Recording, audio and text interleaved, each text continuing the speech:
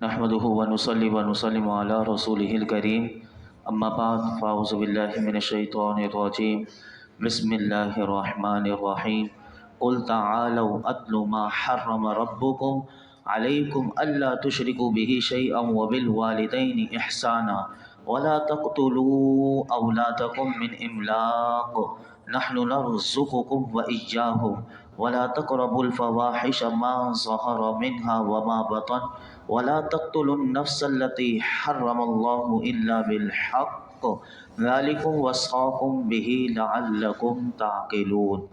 तुम फरमाओ, आओ मैं तुम्हें पढ़कर सुनाऊं जो तुम पर तुम्हारे रब ने हराम किया, वो ये कि उसके साथ किसी को शरीक ना ठहराओ और माँ बाप के साथ भलाई करो और मुफलिसी के बाइस अपनी औलाद कत्ल ना करो।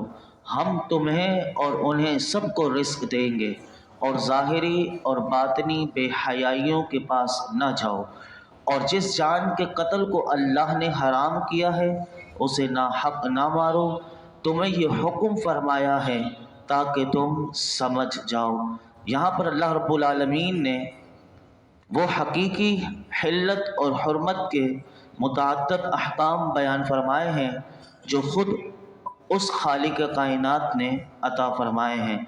इस आयत में और इससे अगली आयत दोनों को मिलाकर अल्लाह रब्बुल आलमीन ने 9 चीज़ों को की हुर्मत को बयान किया है कि ये 9 चीज़ें हराम हैं। कौन सी चीज़ें इनकी हुर्मत को बयान किया? नंबर 1 कि अल्लाह रब्बुल आलमीन के साथ किसी को शरीक ठहराना। नंबर 2 माँ बाप के साथ भलाई ना करना। नंबर 3 मुफलिसी के बाइस अपनी औलाद को कत्ल करना। नंबर 4 बेहयाई के काम करना, ज़ाहिरी हो या बातनी। नंबर 5 नाहक कत्ल करना। और नंबर 6 यतीम के माल में बेजा तसर्रुफ़ करना। और नंबर 7 नाप तोल में कमी करना। और नंबर 8 नाहक बात कहना। और नंबर 9 अल्लाह से किए हुए वादों को, अहद को पूरा ना करना। इस बयान जो सबसे पहली चीज़ जो है कि अल्लाह रब्बुल आलमीन के साथ किसी को शरीक ना ठहराओ। याद रखिए ये कायनात का बदतरीन झूठ है और ये सरी नाशुक्री और अल्लाह रब्बुल आलमीन की सबसे ज़्यादा एहसान फरामोशी है कि जब बंदा अल्लाह के साथ किसी को शरीक ठहराए। और इसी तरह माँ बाप के साथ भलाई करो। तो याद रखिए कि माँ बाप के बहुत से हुकूक हैं, क्योंकि माँ बाप ने परवरिश की और शफ़क़त और मेहरबानी का सुलूक किया। और माँ बाप वो हस्ती हैं कि हर ख़तरे से तुम्हारी निगहबानी की। तो कुरान कहता है कि तुम उनके हुकूक का लिहाज अगर ना करो और उनके साथ हुस्न सलूक ना करो और ये तर्क करना ये हराम है। तो पता चला कि माँ बाप अगरचे काफिर भी हों तो कुरान हमें बताता है कि सिर्फ माँ बाप होने की हैसियत से जो उनके हुकूक हैं वो एक औलाद को अदा करना ज़रूरी है। और याद रखिए कि माँ बाप के हुकूक में जो है वो सब किस्म की कितनी भी किस्में हो सकें, हुस्न सलूक की वो सारी की सारी उसमें दाखिल हैं। और उसमें माँ बाप का अदब, माँ बाप का लिहाज, माँ बाप को अगर ज़रूरत हो तो ज़रूरत के वक्त उन पर खर्च करना और बाद वफ़ात उनके लिए ईसाले सवाब करते रहना, ये माँ बाप के हुकूक में से है कि अगर माँ बाप इंतकाल भी कर जाएं, अगर कोई अपने माँ बाप के लिए दुआ ना करे मग़फ़िरत की, तो ये भी एहसान फरामोशी में है। माँ बाप अगर दुनिया से भी चले जाएं तो औलाद को चाहिए कि हर वक्त उनकी मग़फ़िरत की दुआ मांगते रहें। इसमें तीसरी चीज़ है कि औलाद को कत्ल ना करो। औलाद को ज़िंदा दरगोर कर देना या मार देना, जिसमें जाहिलियत का जो दस्तूर था कि वो फ़क्र गरीबी की वजह से या फ़क्र तंगदस्ती की वजह से अपनी औलाद को मार दिया करते थे। और उन सब को और हम सब को अल्लाह ने पैगाम दिया कि रोज़ी देने वाला अल्लाह है, जो तुम्हारी औलाद को भी वो रोज़ी देगा और तुम्हें भी वही रोज़ी देगा। तुम ये ना समझो कि ये औलाद तुम्हारी है तो अब तुम्हें इनकी रोज़ी की फ़िक्र लग जाए, बल्कि औलाद भी अल्लाह ने दी है तो औलाद को रोज़ी भी अल्लाह देगा।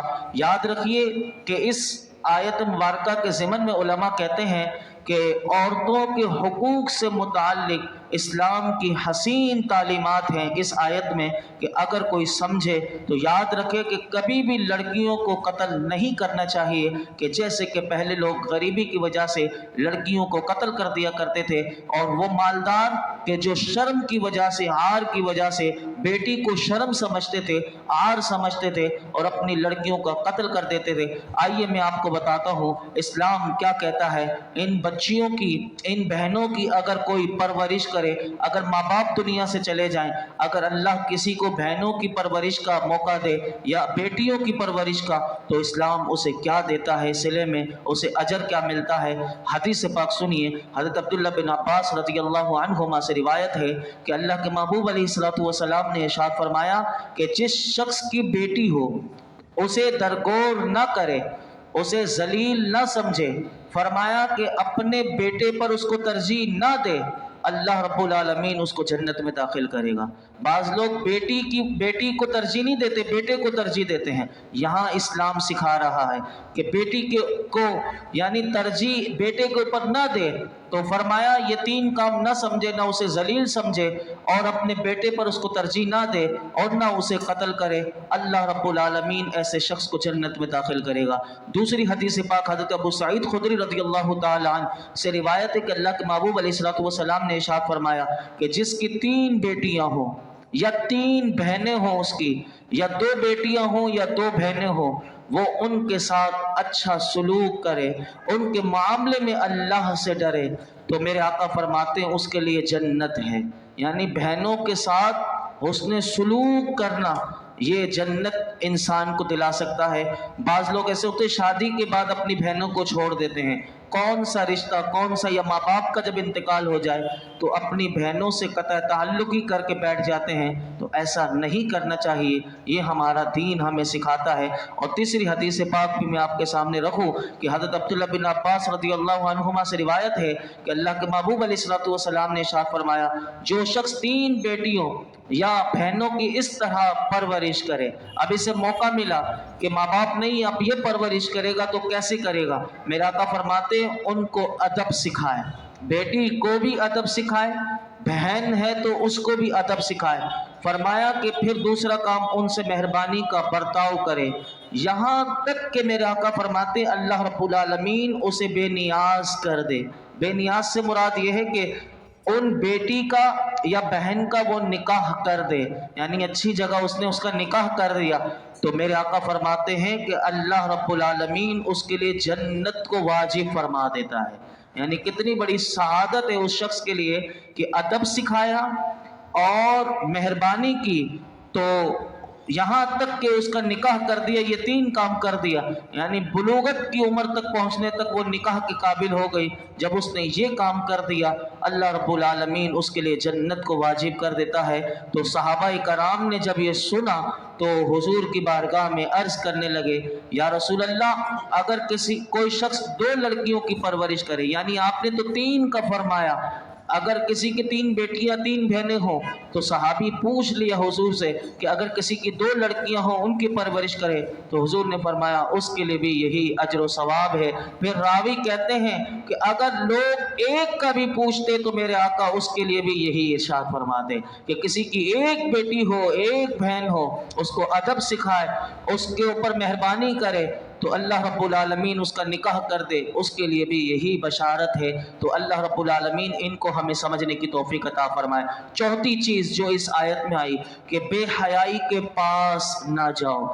اس آیت میں یہ کہا گیا ظاہری بے حیائی ہو یا باطنی بے حیائی ہو، دونوں سے منع کیا گیا کہ کھلے ہو یا ظاہری گناہ ہو یا پوشیدہ گناہ ہو، انسان کو اس سے بچنا چاہیے۔ فرمایا کہ اگر نہ بچے، ظاہری طور پر بھی نہ بچے، باطنی طور پر بھی نہ بچے، تو فرمایا کہ اس کے اندر للہیت نہیں ہے، کیونکہ وہ لوگوں کے دکھانے سے اور ان کی بدگوئی سے بچنے کے لیے، جبکہ گناہ سے بچنے کا سبب کیا ہے تو یاد رکھیے گناہ سے بچنے کا سبب یہ ہے کہ اللہ کی ناراضگی کا ڈر بندے کے اندر ہونا چاہیے، اور میں گناہ سے اس لیے بچتا ہوں تاکہ مجھے اس کی رضا ملے اور اس کی طرف سے مجھے ثواب کا میں مستحق بنوں، اور اس کے خوف سے گناہ کو ترک کرنا چاہیے۔ یہ اس آیت میں بتایا گیا۔ یہاں پر علماء نے ایک اور بات لکھی کہ انسان ظاہر میں تو نیک نظر آئے، سب کو بڑا نیک نظر آ رہا ہے، اور چھپ کر وہ گناہ کرے، تو کہا کہ اس کے اندر تقوی ہے ہی نہیں، بلکہ وہ ریاکار آدمی ہے، کہ جو لوگوں کو تو بڑا نیک نظر آتا ہے لیکن جب تنہائی میں ہوتا ہے تو گناہ کرتا ہے، تو کہا ایسا شخص ریاکار ہے۔ تو یاد رکھیے کہ تقوی کی تعریف یہی ہے کہ ظاہر ہو یا باطن ہو، خلوت ہو یا جلوت ہو، ہر حال میں بندے کے دل میں اللہ کا خوف ہونا چاہیے۔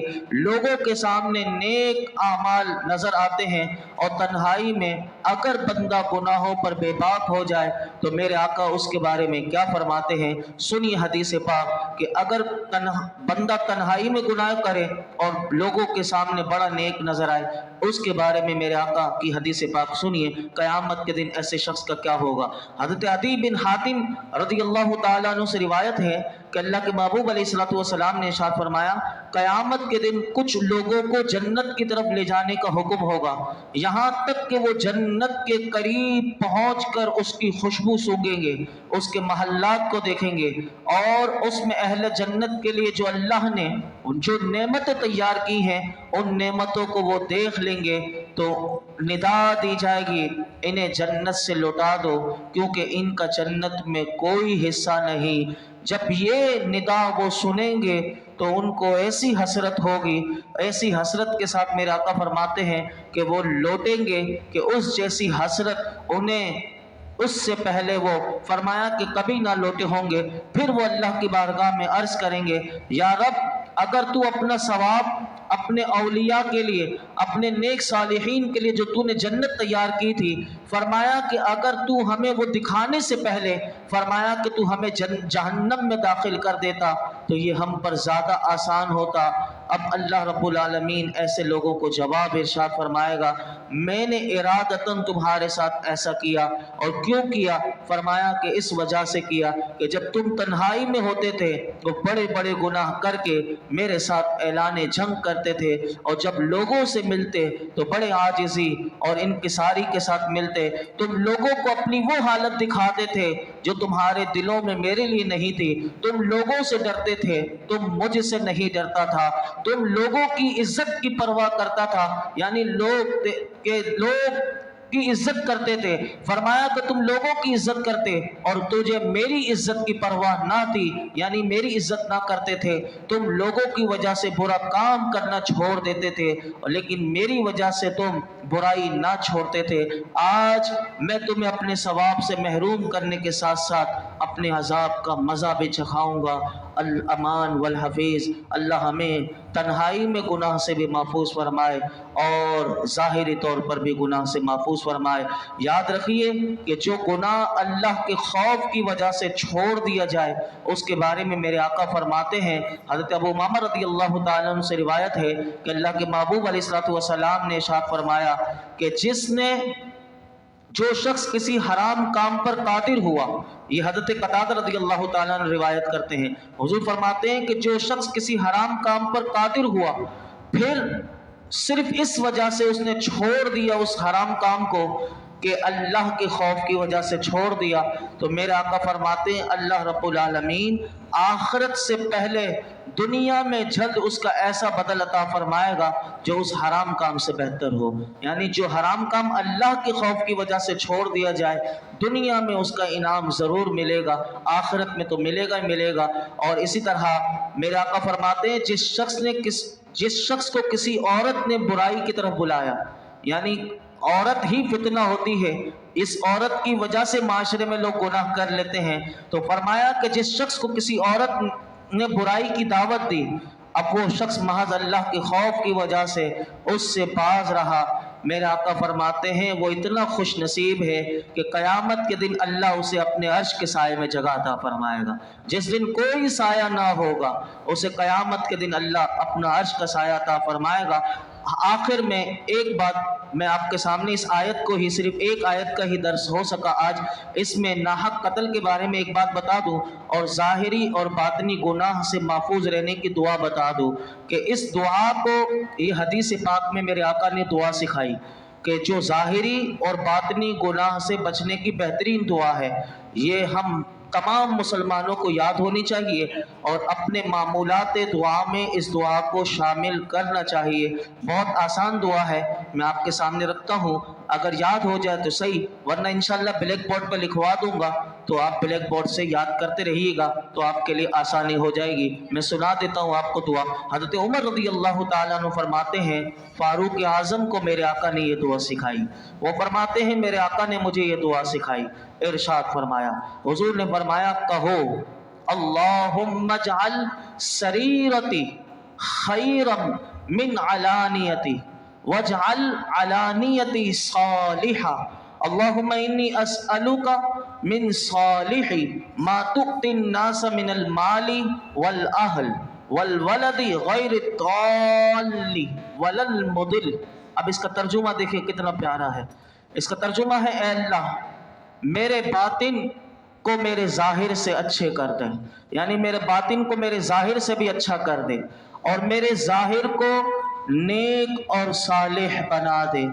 اب جو دعا کا آگے کا حصہ ہے، اے اللہ میں تجھ سے لوگوں کو عطا کی جانے والی بہترین چیزیں یعنی مال، اچھا گھر بار اور وہ اولاد مانگتا ہوں کہ جو نہ خود گمراہ ہو نہ دوسروں کو گمراہ کرے۔ کتنی زبردست دعا ہے۔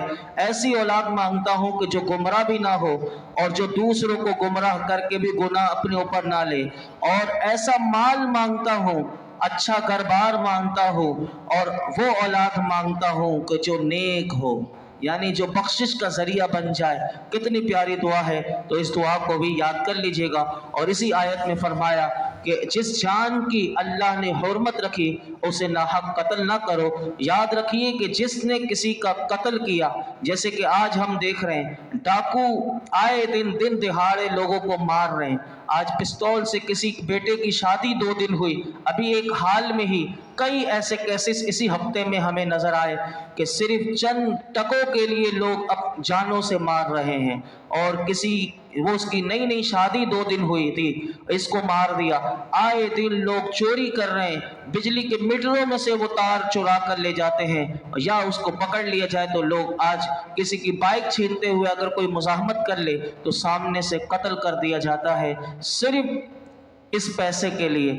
اگر کوئی کسی کا قتل کرے، ایسے لوگوں سے بچنا چاہیے اور ایسے لوگوں کی صحبت سے بھی دور رہنا چاہیے کہ جو چور ہو، ڈاکو ہو، اس کی ہدایت کے لیے دعا کرنی چاہیے۔ نہ ہو تو اللہ ایسے لوگوں کو تباہ و برباد کر دے کہ جو لوگوں کی جانیں لے لیتے ہیں۔ ان کے بارے میں میرے آقا کیا فرماتے ہیں سنیے۔ فرمایا نبی اکرم صلی اللہ علیہ وسلم نے ارشاد فرمایا آگ کو 70 حصوں میں تقسیم کیا گیا ہے، یعنی جو اللہ نے آگ بنائی ہے فرمایا اسے 70 حصوں میں تقسیم کی گئی۔ فرمایا 69 حصے قتل کا حکم دینے والے کے لیے اور 1 حصہ قاتل کے لیے ہے، یعنی جس نے حکم دیا قتل کا اس نے قتل نہیں کیا۔ میرے آقا فرماتے 69 حصے آگ کے اس کے لیے ہیں اور 1 حصہ قاتل کے لیے ہیں۔ اور فرمایا ایک اور حدیث پاک میں کہ حضرت ابو درداء رضی اللہ تعالیٰ عنہ فرماتے ہیں قیامت کے دن مقتول جس کا قتل ہوا ہوگا وہ بیٹھا ہوگا، جب اس کا قاتل اس کے سامنے سے گزرے گا وہ اسے پکڑ لے گا اور اللہ کی بارگاہ میں لے جا کر عرض کرے گا اے میرے رب اس سے پوچھ کہ اس نے مجھے کیوں قتل کیا۔ اللہ تعالیٰ قاتل سے فرمائے گا تو نے اسے کیوں قتل کیا؟ قاتل عرض کرے گا مجھے فلاں شخص نے حکم دیا تھا۔ چنانچہ قاتل اور قتل کا حکم دینے والے دونوں کو اللہ کی طرف سے عذاب دیا جائے گا۔ تو یاد رکھیے کہ یہ بہت بڑا جرم ہے، اللہ رب العالمین اس سے ہمیں محفوظ فرمائے۔ لیکن یاد رکھیے کہ حاکم اسلام قتل کا حکم دے سکتا ہے کہ جو حکمران ہوتے ہیں جن کے ہاتھ میں پورا دستور و نظام کنٹرول ہوتا ہے تو اس کے لیے قرآن و حدیث میں اجازت ہے کہ وہ قاتل سے قصاص بھی لے سکتا ہے۔ اگر شادی شدہ ہوں زانی تو ان کو رجم کا حکم، اور کوئی مرتد ہو جائے تو اس کی سزا کا حکم یہ صرف حاکم وقت دے سکتا ہے۔ عام لوگ کبھی بھی اپنے ہاتھ سے کسی کا قتل نہیں کر سکتے۔ کوئی سمجھے کہ میں اپنے ہاتھ میں لے کر قاتل کو ڈاکو کو مار دوں تو یاد رکھیے آپ کو یہ اجازت اسلام و شریعت نہیں دیتی۔ کبھی بندہ خود اپنے ہاتھ سے قاتل وہ ڈاکو کو مار دے تو ایسا کبھی اقدام نہ کیجیے گا۔ اللہ رب العالمین ہمیں ہر قسم کے گناہ سے محفوظ فرمائے۔ الحمدللہ رب العالمین والصلاة والسلام علی سید الانبیاء والمرسلین وعلى آله واصحابه اجمعین۔ اللهم ربنا آتنا في الدنيا حسنة وفي الآخرة حسنة وقنا عذاب النار۔ یا اللہ پاک جو کچھ آج ہم نے سنا اسے یاد رکھنے سمجھنے عمل کرنے کی توفیق عطا فرما۔ اے رب کریم ہر قسم کے گناہ سے بچنے کی توفیق عطا فرما۔ اے رب کریم ظاہراً باطناً ہر قسم کے گناہ سے ہمیں تو بچا لے یا رب العالمین۔ جتنے ظاہری باطنی گناہ ہو گئے خلوت جلوت میں ہو گئے مولا کریم تو ہمیں ہمارے گناہوں کو معاف کر دے یا اللہ۔ ہماری بے حساب مغفرت فرما، ہمارے والدین کی مغفرت فرما، میرے آقا کی تمام امت کی مغفرت فرما۔ رب کریم میرے آقا نے جو فاروق اعظم رضی اللہ تعالیٰ عنہ کو دعا سکھائی رب کریم وہ دعا ہمارے حق میں قبول فرما۔ ہمارے باطن کو ہمارے ظاہر سے اچھا کر دے، ہمارے ظاہر کو بھی نیک صالح بنا دے۔ اے رب کریم جو تو اپنے نیک لوگوں کو مولا کریم جو مال تو عطا کیا، گھر بار عطا کیا، وہ اولاد عطا کی جو نہ گمراہ ہو نہ گمراہ کرنے والی ہو، رب کریم ہمیں بھی ایسی اولاد، گھر بار اور مولا کریم برکت والا، عزت والا، سخاوت والا مال عطا فرما۔ مولا کریم ہر قسم کی محتاجیوں سے محفوظ فرما۔ آج تک جتنی دعائیں کی ہیں آئندہ کریں گے تمام دعاؤں کو قبول فرما۔ یہ درس قرآن میں جتنے حاضرین موجود ہیں ان سب کے دلوں میں جو جائز مراد ہو اس پر اپنی رحمت کی نظر فرما۔ وصلی اللہ تعالی علی خیر خلق محمد وعلی آلہ واصحابہ اجمعین۔